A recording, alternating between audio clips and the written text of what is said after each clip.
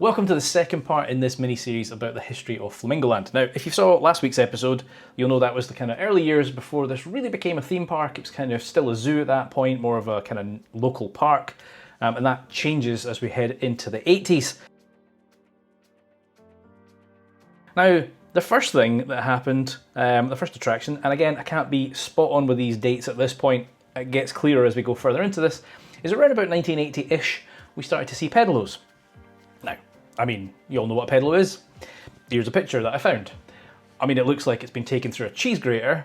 I'm pretty sure cameras were better than that in the 80s, but, well, there you go. That's what I could find. Interestingly, this allegedly hung around until quite recently and has been SBNO. Now, I'm assuming this is completely gone, but maybe it is still SBNO. Let me know in the comments down below. Now, another ride that opened sort of around this time was the Pink Elephants, which, I mean, a bit like the pedalos, it is what it says, right? It's a little roundabout for kids, it's pink, and each of the little cars is an elephant. This is also when the park got its first log flume. Now, it was pretty basic to start with. It was just a really simple circuit with one drop, but as you'll find out later on, this changed and kind of expanded and became a far more appealing attraction later on. Although kind of interestingly, if you look at this picture, clearly people, you know, I've said in the last episode that people were better at doing what they were told in terms of the cowboy show, right? There was no fences, people just stayed where they were told. Maybe by the 80s things have started to change because, well, there's two wooden signs that have got marker pen on them saying, "Do not climb on wall," because clearly people were climbing on the wall. So apparently for the last 40 years we haven't done what we're told. I'm in my 40s. This one's a little strange as well because this is the first time I can find references to a Dolphin Show. Now again, if you watched last week's episode, you will know that the dolphins have been there since 1963. What have they been doing for the last 17 years? Just chilling out in the pool and swimming around and doing nothing? Anyway, this seems to be when an actual show was put together around those dolphins. So yeah, you can see them doing some tricks. Now, if you've seen any of my other series, you'll see there's one, well, there's quite a few actually, but one of the attractions that seemed to be a staple of this sort of time period was the Cine 180, and Flamingo Land had one as well. I mean, the name's probably fairly self-explanatory, but it was kind of like, it was a dome with a cinema screen that went 180 degrees around you. I'm not entirely sure what shows, what movies, etc. they displayed on this one, but well, the park got one and hung around for a little bit. Right, so there's an attraction that I found mentioned on the wiki for Flamingo Land, but it's the only reference I can find. I cannot find it. I mean, I've cross-referenced umpteen different websites, and I cannot see this anywhere else. So I don't know too much around about what this is, and I'd love if one of you knows, if you could put it in the comments. And that is Dive Booster. All it said on the wiki is that it is a spinning thrill ride. Doesn't particularly limit it down, doesn't have a model type or anything like that, so kind of a little bit unsure as to whether this actually did exist or not, because I would expect to find at least a second reference to it somewhere, and I couldn't. So if you've got any memories of the Dive Booster, tell me what it was, please. So another thing that definitely would not fly by today's health and safety standards is a ride. Now, well, an attraction, not really a ride. I've seen this with two names. I've seen Dead Man's Drop and I've seen Jumbo Drop. In fact, I've seen the safety sign specifically saying Jumbo Drop, so I don't know if it did have two names or if Dead Man Drop was more of a kind of tongue-in-cheek like nickname that people gave it. But effectively, this was an indoor slide that was... Imagine if Oblivion was a slide. It was a vertical drop, straight down. In fact, I found some footage. I can't remember if I found footage from Flamingo Land or if a similar attraction elsewhere, but basically you just see somebody go, whee, and just disappear and fly off. So, I mean, I'd probably give it a shot, but it was kids that were doing this, not adults. So, yeah. Another attraction that was added around this time is the Cycle Monorail. Now, this park loves the monorail, and as you go through the series, they've had quite a few. This was the only one that I could find that was self-powered. And again, you see this in quite a lot of parks, right? There's numerous parks that have these. You get on them, you cycle, and you work your way around. This one was located at the entrance, and I think it was removed around 2018 to make way for what we now know as SEEK. At that point, obviously nobody knew what it was. These attractions are kind of okay, depending on the length of them, because there are some of them where the pedals don't work very well, or you are completely exhausted, or there's somebody who's going at 100 miles an hour behind you and you feel the pressure to go even faster. And if it's a reasonably short track, that's fine. I've done one at Gulliver's that was surprisingly long, and I got halfway around and wish I hadn't started. So, and you've got no choice, right? There's no press a button and it just does its thing. You got to pedal. So, but they got one, and as I say, lasted till 2018. So a ride that I can find some images of, but not a huge amount of information about, is Coco's Cars. Now, from what I can see, this is a tracked outdoor ride. Some cars that were kind of clown themed, like smiley face on the front of them and all that kind of stuff. This was later rethemed, as far as I'm aware, into the Professor Bubbles Seaside Adventure thing that we'll cover later on. I can't be exactly sure on this one. I think it was around about the 80s. Again, apart from images, I can't see a huge amount about this. So this is another one I would love your feedback on. So a ride that you find probably less so now, certainly Blackpool have got rid of theirs and not told us about it, is the Dodgems. Now, from what I can tell, there have been 3 sets of Dodgems at Flamingo Land, and I found some images of Dodgems. I don't know which set this was. I feel this is probably the later set. They look reasonably modern, the pictures look quite good quality. But basically they had a set that was removed in '84, they had a second set in, up until 2006, and then another set from 2007 to 2013. So, as I say, can only find a couple of random images of Dodgems, but, well, they've had a few sets over the years. A few random things that I found, just, you know, not necessarily ride related, but I found this image of what I can assume is some staff. Looks like it's probably a staged photo. I mean, it's got the Flamingo Land logo, obviously, on the van and stuff. Somebody's underneath the van, somebody's trying to do something in the engine and stuff. So I'm not sure what this was, if this was just them having a laugh, if this was some weird marketing thing. I don't know what it was. And I'm sure if you're of a certain age, you'll remember Ford Transits when they looked like this. Now, speaking of being of a certain age, you probably also remember when merchandise was very different insofar as themed smoking products were common. Because I found Flamingo Land matchboxes and Flamingo Land ashtrays.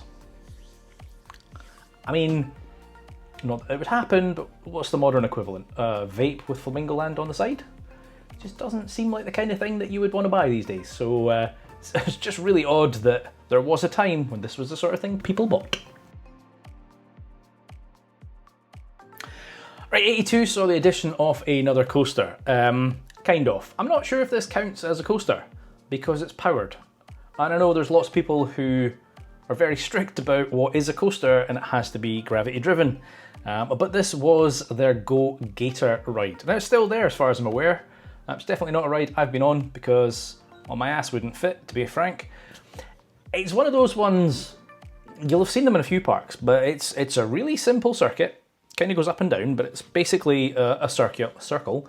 And it's literally powered, like there's a power cable from the center of the ride to the tail of the train, in this case the Gator, and it just goes around a couple of times. So listen, great for kids, don't get me wrong, definitely great for kids, but yeah, let me know if you think that counts as credit. I kind of find this really funny because I've already alluded to a few attractions that I've seen elsewhere when I've done these series. It does feel like back in the 80s, theme parks were pretty much copy and paste, right? They all seem to have the same attractions. Thankfully, no longer the case. I mean, you do have things nowadays like SLCs from Vekoma that are literally copy and paste, but in general, theme parks tend to have their own thing, do something a little bit different, etc. But they seem to all copy each other in the 80s, and one of the rides that they got in 1983 was called the Jets. Now, I mean, I refer to these as sort of Dumbo-style rides because it's, if you think of the Dumbo ride at Disney, it's the one where you go in and you push a button and you can decide whether you're going up or down. That's what this was, but obviously themed to jets. So, there's an attraction, I mean, there's a few attractions that seem to kind of come back a few times. And one of them, at least the style of attraction, there are subtle differences between the 2 or 3 versions that they've had over the years. But basically in 1984, one of the attractions that they got was called Roundup. Now, if you've seen these, it's basically a circle and all the guests stand on the inside up against the wall and it spins. And basically you get pinned to the wall. So I could only find some blurry photos of this, but I did find a clip of another similar attraction on the Travel at the Circuit. So if you don't know what it is, here's what it looks like. Then they got a circus in 84 as well, known as the Big Top Circus, and I found a newspaper clipping mentioning this, as well as a few other attractions that were at the park at the time. What I think is interesting, and we all go on about the cost of things now. I mean, the cost of living crisis is no laughing matter. Things are ridiculously expensive, and I think this kind of highlights it, because to get into Flamingo Land in 1984 was £2. Now, I even went on the Bank of England's website and used the inflation calculator. That still equates to £6.39 today.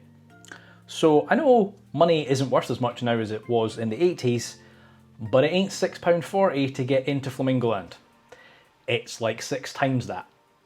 So you can understand why it's a lot harder to go to these parks nowadays and have a good time.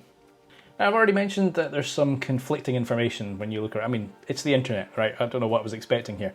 But in 84, they got a carousel known as the Gallopers. Now, apparently this came from Butlins.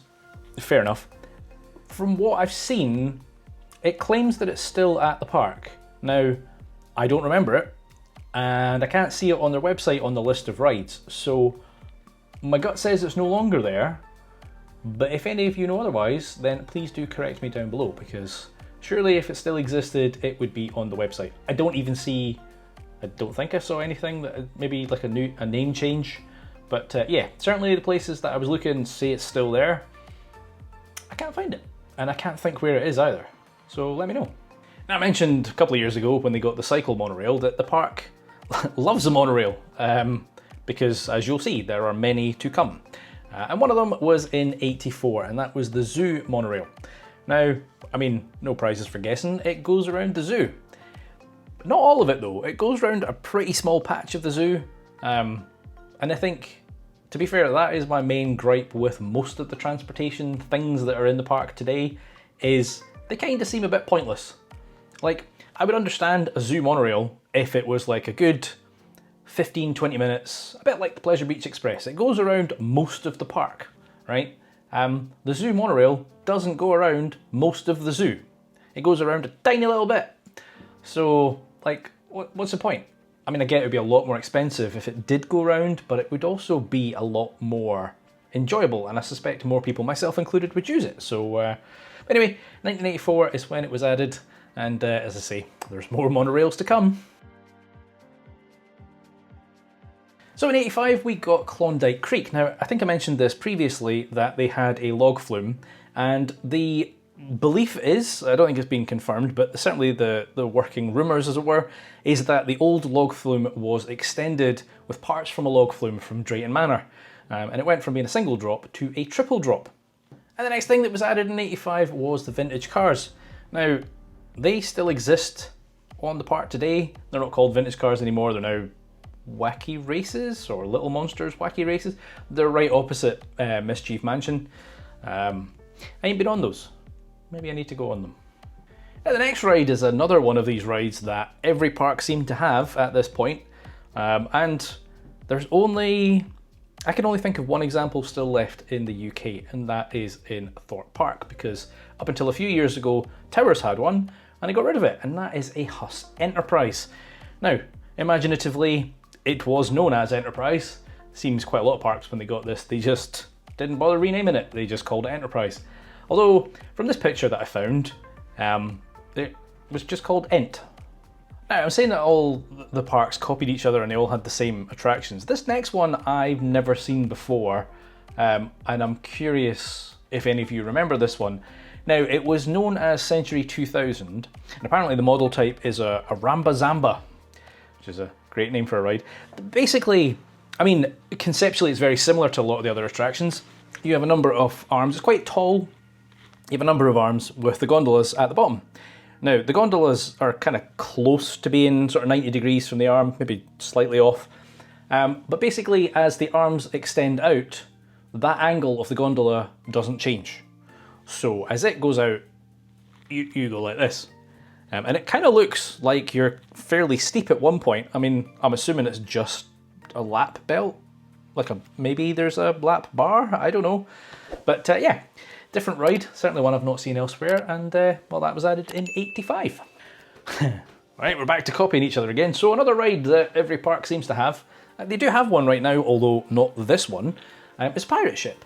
Now, at this point, they had a pirate ship known as Galleon. Again, fairly common names, quite a few parks had them under that name.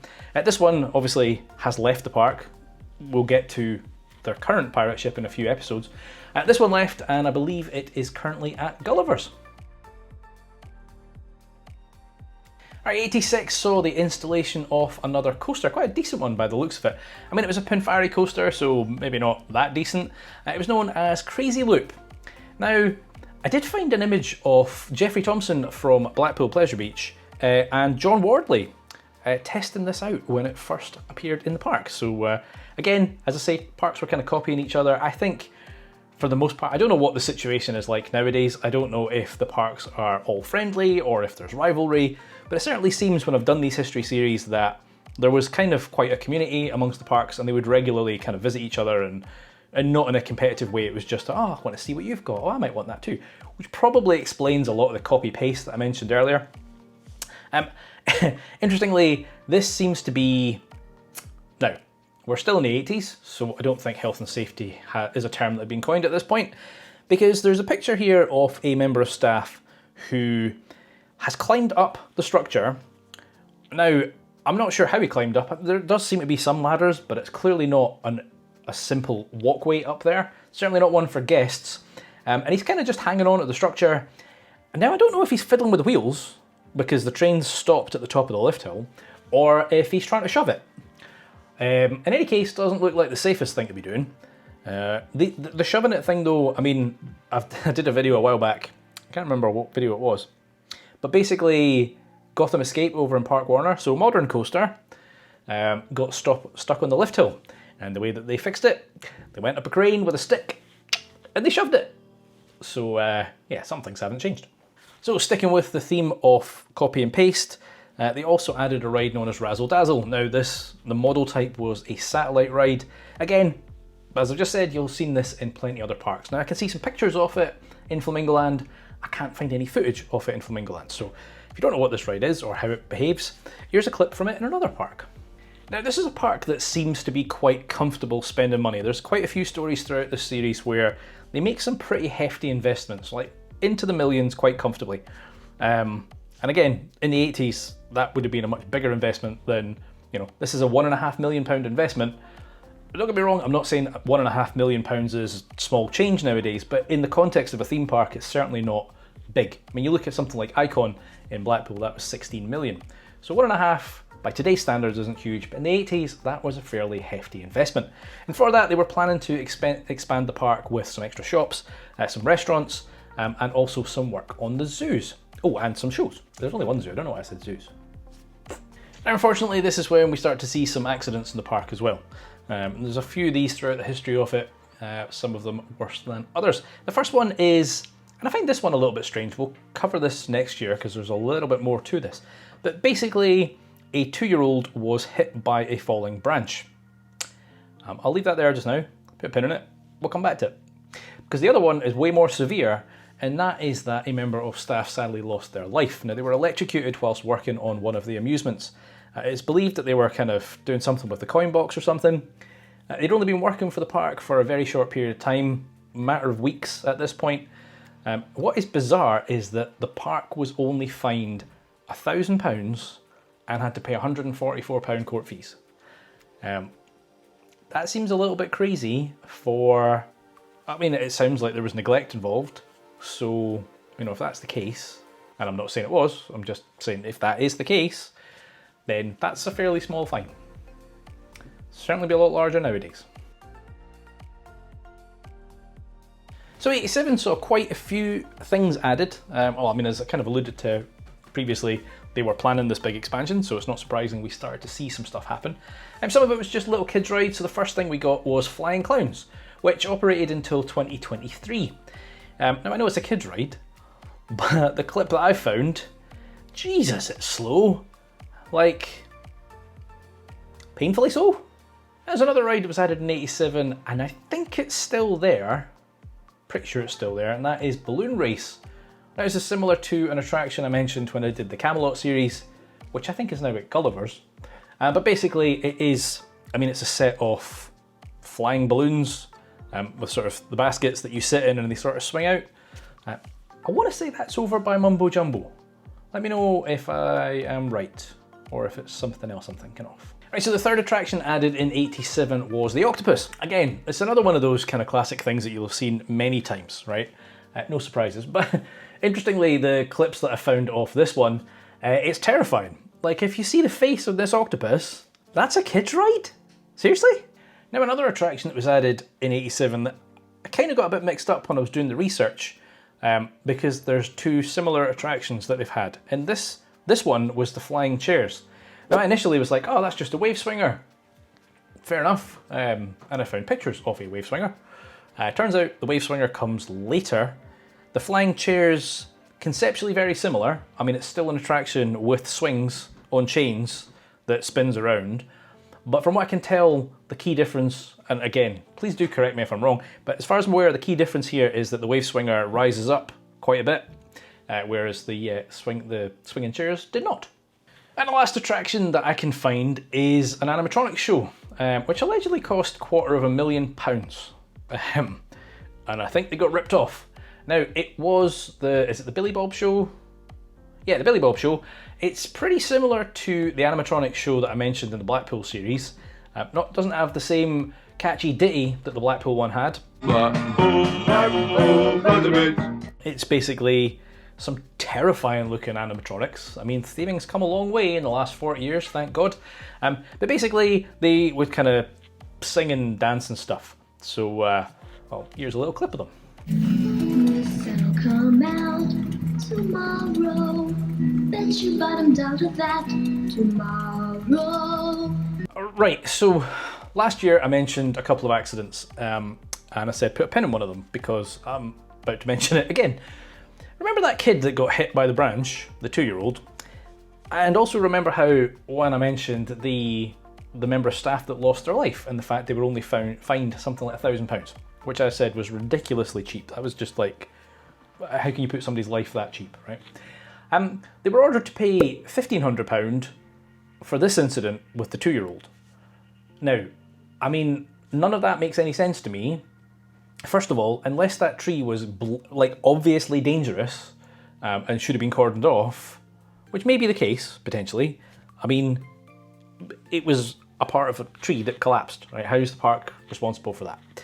But also, the fine that they received for this being steeper than the fine they received for the death of an employee makes absolutely no sense. Absolutely no sense. Now, the park obviously had high aspirations, and clearly they were investing heavily into the park at this point. They were aiming to hit 1 million visitors in the year.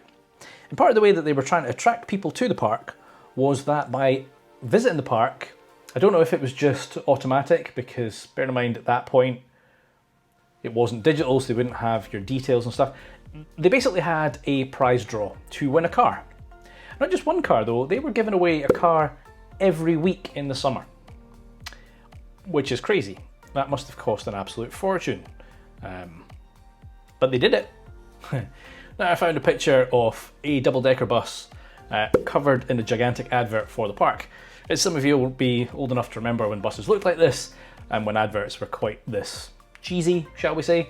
I couldn't get an exact year on this one, but judging by the attractions that are mentioned on the side of the bus, pretty sure it was around about 87. So I don't know where, I'm guessing this was in York. It would make sense for it to be a local bus. But yeah, quite a bright advert on the side of the bus. So 88 brought another coaster to the park.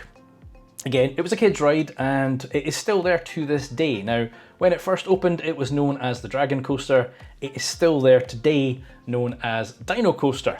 And now, I mean, there's not much to say about it. It's not forceful. You don't expect that. It's a kid's attraction. It's a 2-lap special, so that kind of helps a little bit. I did go on it last year because, you know, I'm a big kid, so still there.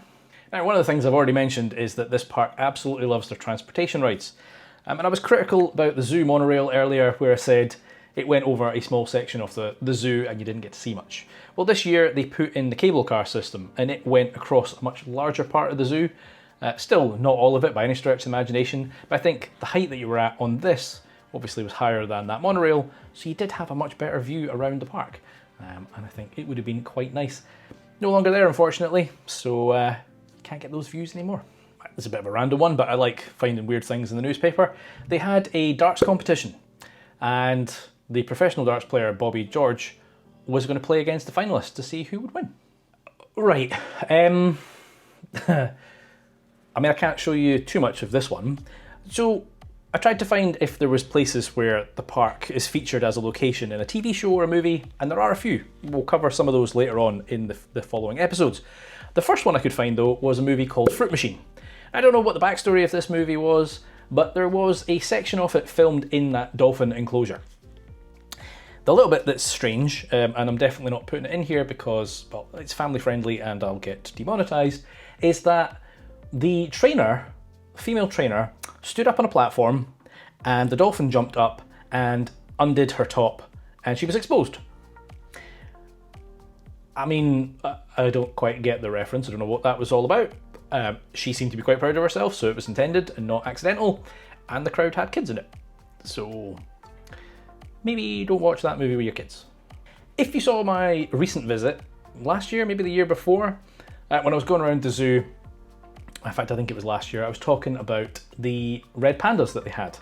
Now, the park did reach out to China in an attempt to get proper giant pandas over. Now, you probably know that didn't quite come to fruition. In fact, the only giant pandas that have been in the UK were up here in Edinburgh, and that was from 2011 until 2023 when they finally left. Now, this next one I have hunted high and low to find, and sadly to no avail. Again, if you're of a similar age to me or older, you will remember Annika Rice. And not Challenge Annika this time, this was Treasure Hunt, the TV show where basically she, again, was in a helicopter, like Challenge Annika, and she was flying around the country doing all these different tasks, trying to find things. The one episode I cannot find, they did a telethon, and she ended up in Flamingo Land. Every other episode from that series I can find on YouTube, but not this one. But nonetheless, she was in the park. This was also the first advert I could find for the park. You get more for your money at Flamingo Land. More animals, more rides and slides, more shows. All the rides, slides and shows are free at Flamingo Land. We're up the Malton Pickering Road. There's only £4 to pay for a great value day. Under fives are free. Right, so there is the second episode, the 80s. There's still 3 more to go. And there's a ton still to come up, including that guest that I alluded to at the start of the last episode. So if you enjoyed this one, hit that like button. Please do hit subscribe and make this number go up for me. I've been Chris, you've been watching Coast to Dad, and I'll see you next week in the 3rd episode. Adios!